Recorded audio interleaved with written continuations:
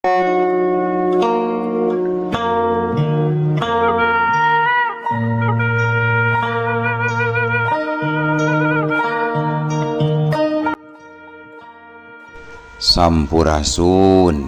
Wadia Balad ATE official di mana wae ayana. Alhamdulillah wa syukru ala ni'amillah. Kalayan diwuwuh ku Qobul anu maha agung, dibarengan ku pangijabah anu maha kawasa, diiring ku kadeudeuh kanyaah Gusti anu maha suci. Urang ayeuna dugi kadanget ayeuna masih keneh tiasa ditepang dangukeun deui dina acara anu matuh kamemet urang sadayana. Nyatana dina pagelaran dongeng Sunda jejer carita paeh marakayangan. Ayeuna bagean anu ka salikurnanya bagian 20 hiji. Ieu dongeng mangrupikeun buah karyana Kang Ian Aditya di Palihan Rancah Ciamis. Kangge Kang Ian ngahaturkeun rewu nuhun laksa ketik kabingahan raihna parantos ngintunkeun naskah sakaligus ngawidian mamang kangge medar ieu dongeng dina Kandaga ATE official ieu. Atuh sumangga kanu teu acan subscribe kantun subscribe heula, ngarah langkung pogot sareng langkung sumanget deui ka si mamangna dina enggoning medar ieu dongengna. Nging hilap di like di komennya nu saseueur-seueurna. Lainna naon mamang masok bingah kitunya upami maosan komentar-komentar ti para wargi sadayana teh. Kalintang binghana deui upami mah link video mamang ieu dipangeserkeun. Atuh ngarah teh nyangkolong tingkana waktos sumangga ayeuna mah urang lajengkeun deui dongeng paeh marakayangan bagean anu ka 20 hijina. Kumaha salajengna sora cekopina betot simutna pagan heula tali kolorna bisi morosot merezel morozol uzel-uzelan di tengah jalan tumpak tungdung des.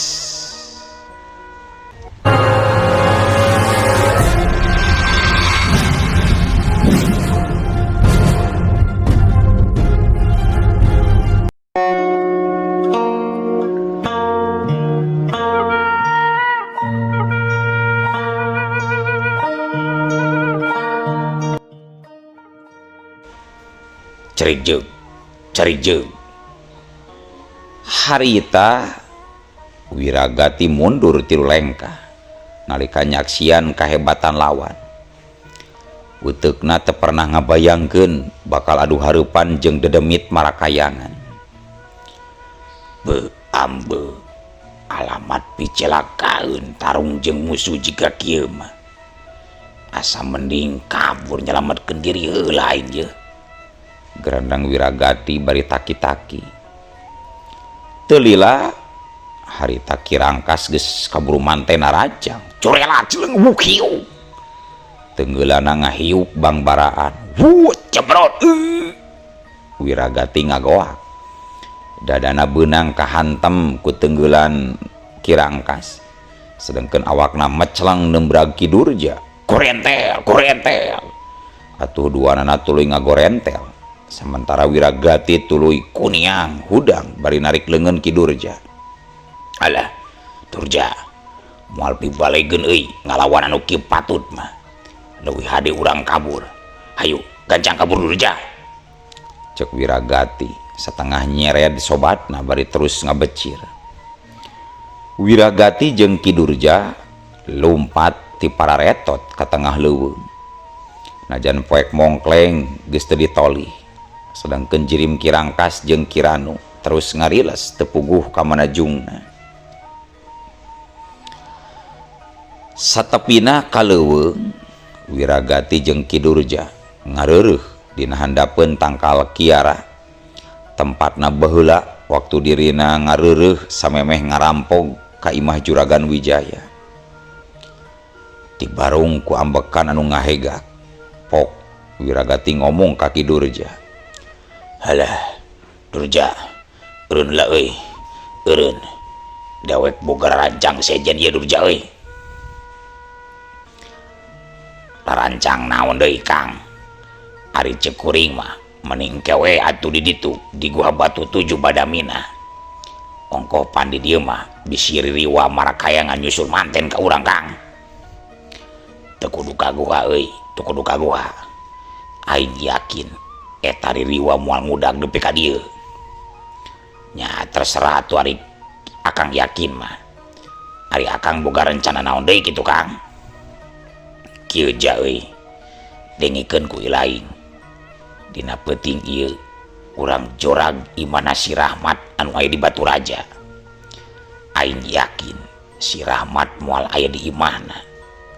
Tah dumasarkan hal eta, indungna urang iwat, urang culik, urang jadikeun pasakitan. Sangkan si Rahmat daekeun nyerahkeun diri ka urang. Dewek boga kayakinan si Rahmat moal ngayakeun perlawanan demi indungna euy. Aduh, pikiran alus Kang, kuring panuju Kang. Heueuh, mending kitu ayeuna mah. Daripada teu beunang-beunang jabaka urang naripo ongko, mending iwat we indungna Kang. Ceuk Ki Durja nyaluyuan kana bongbolongan ti Wiragati.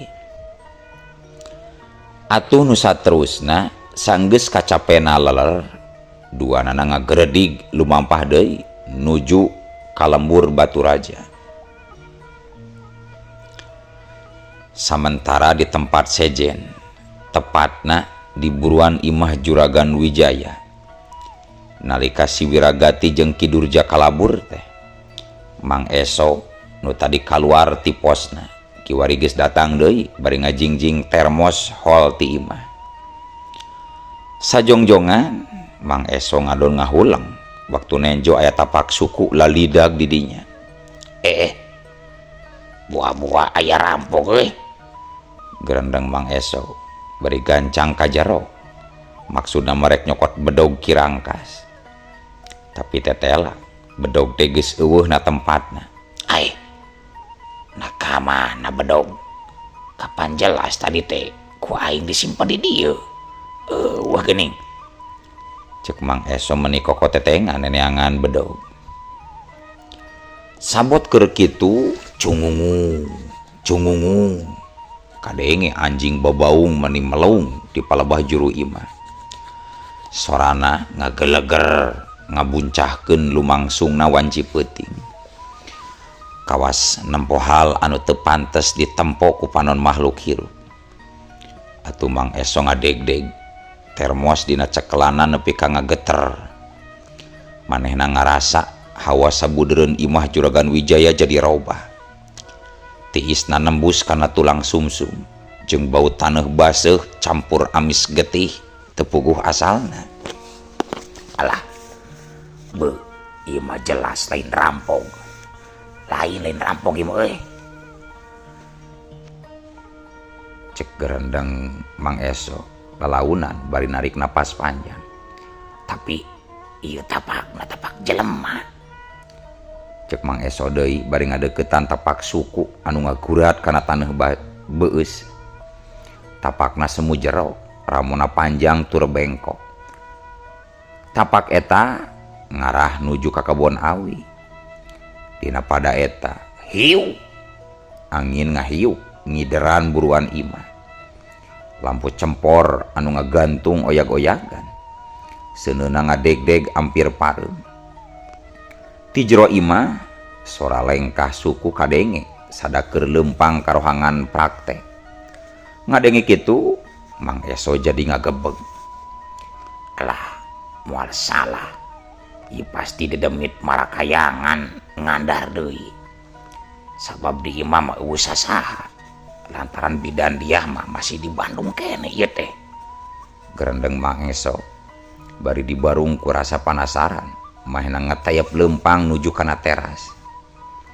Tidinya manehna tuluy noong tina sela-sela sarigsig jandela. Bener pisan, nalika panona nyapu ka jero rohangan, tetela di jero imah mah eueuhna naon. Mang Eso ukur ngusap dada, najan geus teu aneh deui manggihan kajadian ganjil samodel kitu, tapi angger rasa kasieun jeung ruas mah aya. Untungna aing geus biasa. Tapi kamana atuh bedog disumputkeun ananya? Piraku dibawa deui mah ka alam gaib kuno bogana. Ceuk Mang Eso ngomong sorangan. Dina nalika keur kitu, kana pundukna ujug-ujug karasa aya nu nyecep tiis. Mang Eso gentak Malik alatan kaget. Pas Malik ana breh teh. Sanggeus mehena Malik dihareupeunana, kiwari nangtung jirim lalaki make dudukeuy tokok. Naleungeun belah katuhuna katempo nengteng bedog. Kisana ilaing neangan bedog ieu lain, tanya eta jirim bari semu nyengir. Bener, tapi ari kira-kirana arek dirawatan deui ku kisanak mah.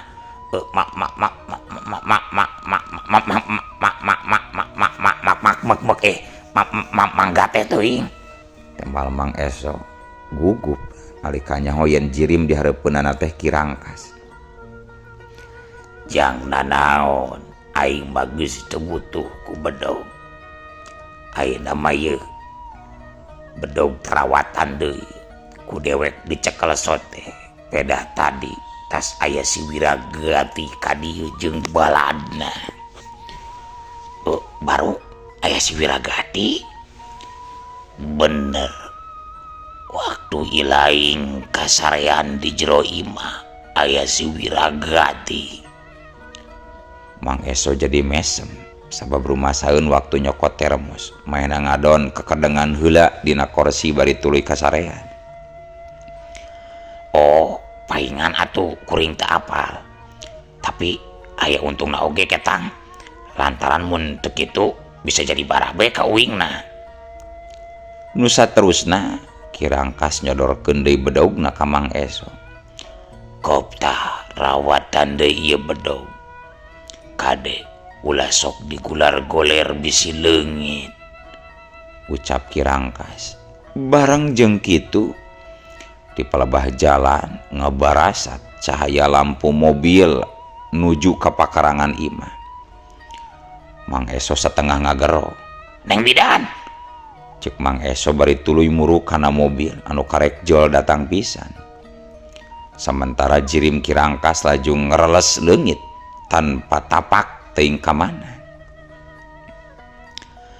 Nupang heulana turun tina mobil harita Jang Rahmat dituturkeun ku bidan Diah. Sementara Biparsih laju ngoreleng heula kabeh tukang bari ngagerowan Mang Eso. Mang, ieu pang mawakeun heula ieu babawaan ka jero Mang. Kalayan teh loba catur deui, Mang Eso terus mawaan barang bawaan tina bagasi diunjal ka imahkeun. Sanggeus rengse Jang Rahmat pok cumarita. Nyandak hiji kardusna Mang tah.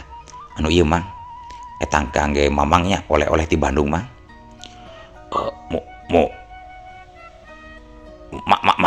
Mangga. Mohon Mang. Tah sareng ieuna tah dodol Garut raos geura Mang.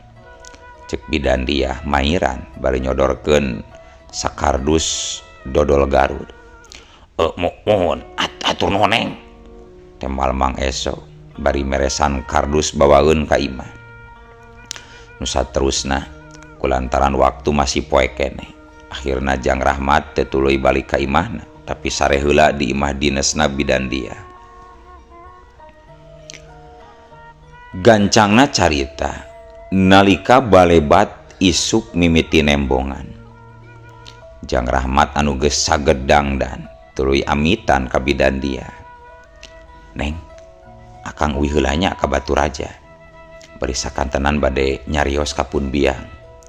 ngeunaan rencana pertunangan urang teh. Insyaallah pamit aya wagelan mah dinten Salasa akang ka dieu deui. Mohon mangga Kang. Mudah-mudahan teh halangan harungan naon. Carioskeun we ka emak. Hatur salamna ti abdi. Hapunten teu acan tiasa nepangan Kang. Teu sawios-wios Neng. Ke dicarioskeun ku akang ka emak.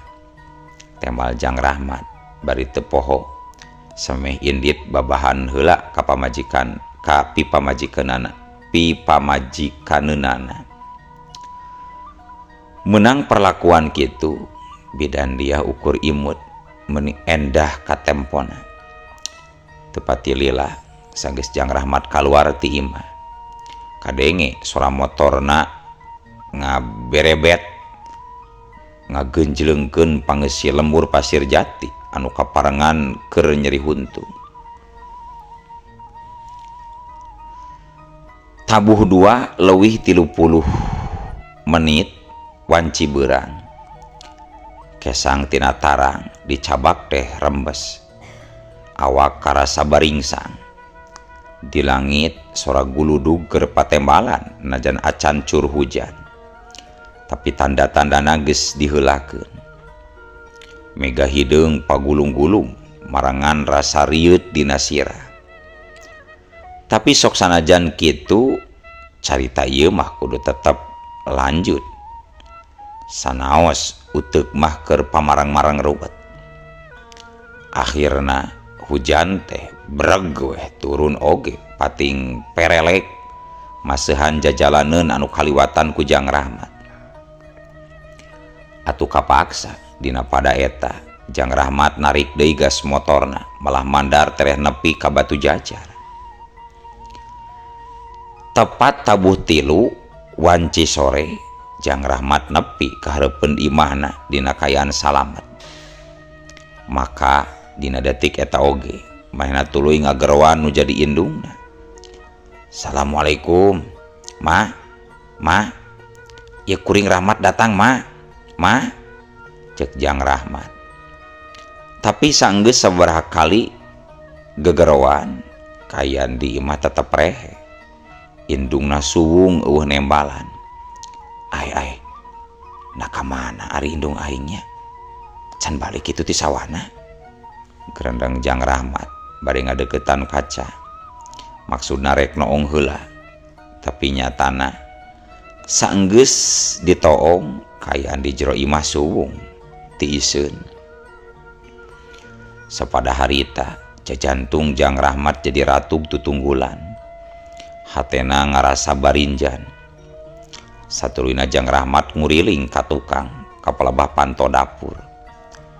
Didinya Jang Rahmat jadi kaget lain memeusan. Sabab panto dapur kasampak ngemplong sedengkeun di jerona paburantak kawas kurut diruksak. Sadar kana kayaan Jang Rahmat langsung ngegejleng ka jero imah bari ngagerwan indungna. Ma? Di mana, Ma? Kitu cek Jang Rahmat. Bari nyingkap-nyingkapkeun heula kolong dipan. Pantolomari jeung sajabana dibuka-bukakeun. Sanggeus capek ngotek tak, Jang Rahmat laju tiuk nyang hunjar. Pikiranna jadi bingung, hatena ngajerit sasambat kanu jadi indung. Panona ramisak. Dina sajeroning keur kitu teu dihaja juru panona ngareret kana pelabah kusen panto. Nalika ngareret kana kusen panto anak gebeg deh. Jang Rahmat kacida ngagebegna. Waktu nenjo aya salambar kertas nu ditancapkeun ku peso balati dina kusen. Kalayan dibarung ku ngagederna jajantung. Jang Rahmat gancang nyabut balati anu nancep bari maca tulisan nu aya dina salambar kertas eta. Nalika dibaca, uni eusi kertasan kieu. Rahmat, lamun indung sia hayang salamet, si laing kudu masrahkeun diri ka dewek. Ku dewek didagoan di Gua Batu 7 di Leuweung Jati. bawa bidan dia sakalian. Poma ularek mawa polisi lamun hindung sia hayang kene aya nyawaan. Tuturkeun ta ieu panuduh jalan keur pituduh pikeun ilaing. Aing Wiragati.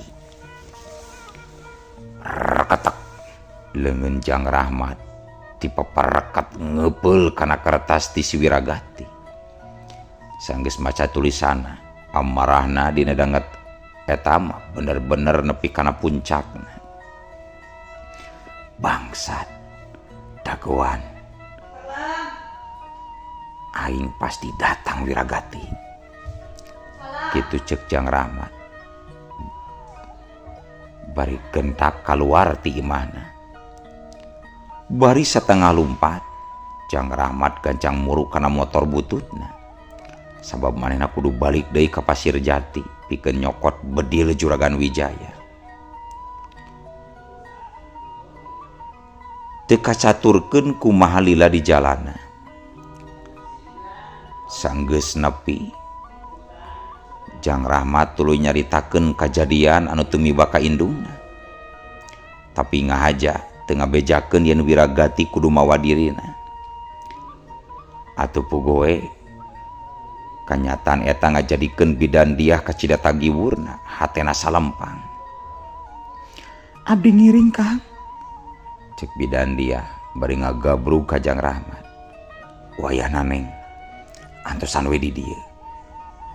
Dungakeun akang supados tiasa nyelametkeun pun biang sareng ngalumpuhkeun si Wiragati. Temal Jang Rahmat ngahaja teu mawa bidan dia. Sosanajan si Wiragati ngancam sabab bakal leuwih bahaya kana kasalamatan sarereha. Kitu nu ayana pamikiran Jang Rahmat. Akhirna najan berat hate, bidan dia kudu sabar waktu nempo panutan hatena undur diri di hareupeun dirina. Kalawan dibarung ku hujan cimata, Jang Rahmat gancang lumampah asup ka jero keumanana Leuweung Jati. Kocapkeun nalika Jang Rahmat can lila undur diri ti imahna di Baturaja. Ari jebul teh polisi Darsa datang ka Baturaja. Ngahaja poe eta manehna rek nepungan Jang Rahmat pikeun ngabejakeun perkembangan dina enggoning maluruh si Wiragati. Beri sakalian anjang sono kanu jadi ceceukna lanceukna nyatana Majarsi. Tapi nepi-nepi ka Baturaja nyatana polisi Darsa malah manggih kertas ti si Wiragati anu ngagoler di pakarangan. Si horeng kertas eta teh ragrag tina saku calana Jang Rahmat. Maklum Jang Rahmat rusuh waktu rek miang ka Pasir Jatina. Cilaka. Si Memet aya dina bahaya. Aing kudu gancang ngerahkeun ke sakabeh anak buah aing ya. Kitu gerendengna Padarsa. Maka teu talangke deui. Manehna harita tuluy ngahubungan anak buahna sangkan gancang gerak ka Guha Leuweung Jati. Khususna di wewengkon Guha Batu Tujuh. Sedengkeun manehna sorangan muruh heula ka bidan dia dibarengan ku sabara urang anak buahna pikeun mastikeun aya henteuna bidan dia jeung Jang Rahmat di Pasir Jati. Sanepina ka lembur Pasir Jati, Padarsa jeung sabagian anak buahna gancang nyusul ka Leuweung Jati sanggeus nyaho yen Jang Rahmat geus eueuh di tempat. Dumasarkan hal eta, bidan dia jadi milu marengan sanggeus ngeukehan ka Padarsa. Dina waktu sapoe rejeung di jero geledegana Leuweung Jati, Jang Rahmat kapidangdung sabab kertas pituduh jalan ti si Wiragati tetela eueuh na saku calanana. Aduh, sial, kertasna leungit. Nah kamana tuh aing nyusud si Wiragati.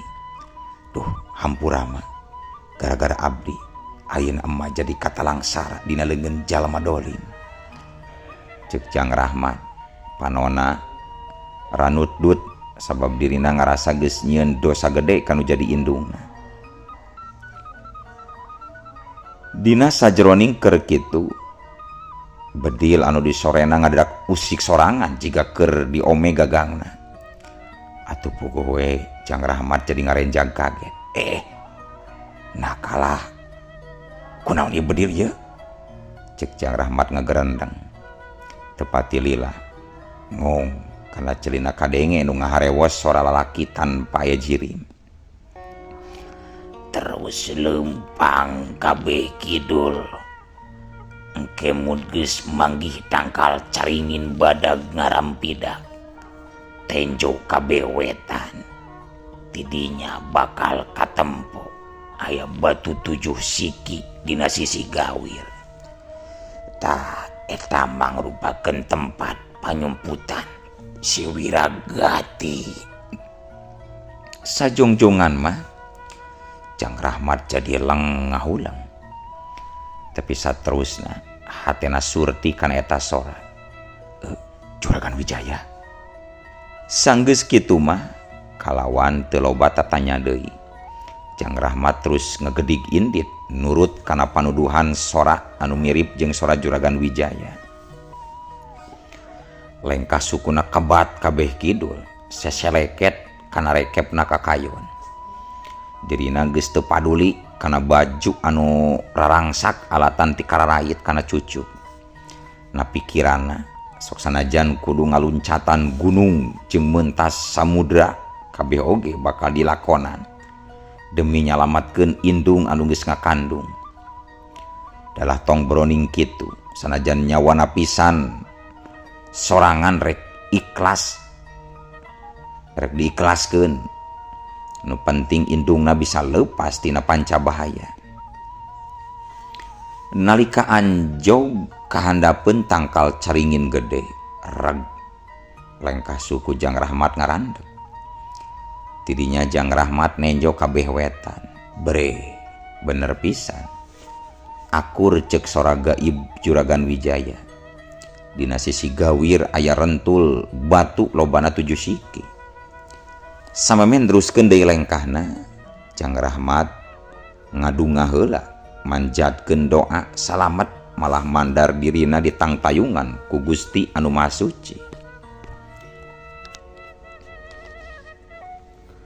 Doa Jang Rahmat cangrengsek keneh nalika angin dadakan ngagulung ti sisi gawir.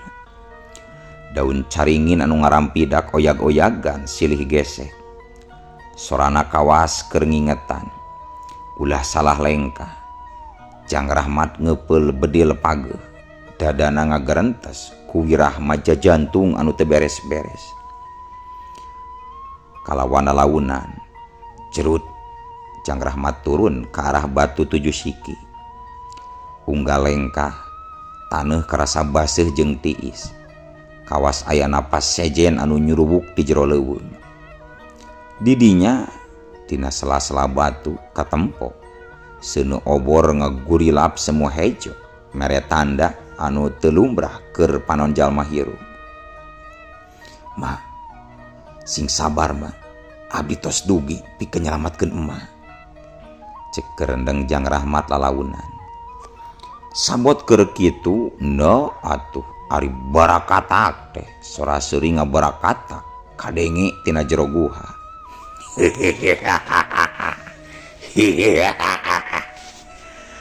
Tungtung datang oge si lain kadi Rahmat. Cek eta sora kadenge datar tapi cukup haliwungan. Dina danget eta lol Wiragati ngelol ti jero poekna guha. Beungeutna katembong pikasieun matana ngagenclang hurung. Ditukangeunana Ki Durja nangtung bari nyekel tali anu nalikung kana awak hiji awe kolot. Majarsi indung Jang Rahmat eta teh. Katenjo Majarsi geus lemah najan masih keneh aya nyawaan. Kurang ajar. Bangsat.